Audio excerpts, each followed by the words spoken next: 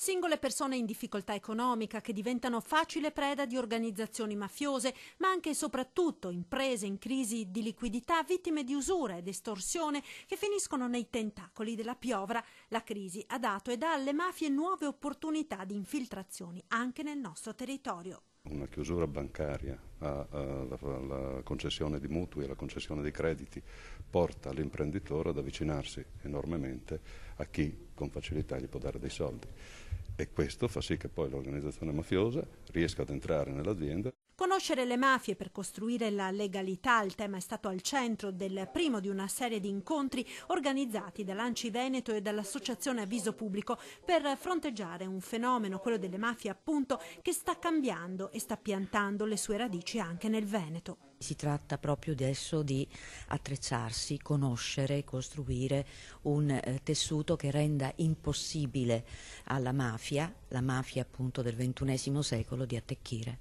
Il convegno tenutosi a Treviso a Palazzo Rinaldi entra nel piano regionale degli incontri per la legalità ed è rivolto alla formazione della polizia locale. Spesso è stato trascurato nel nostro Veneto il fenomeno, è necessario dotare i nostri funzionari degli strumenti anche per comprendere nell'ambito anche delle piccole aziende, nella gestione, come fare i controlli e come capire anche eventualmente dei segnali.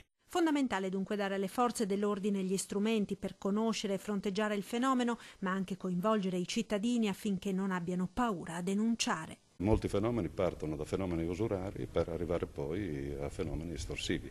Bisogna avere il coraggio di andare lì e dire: io ho chiesto dei soldi perché non li ho.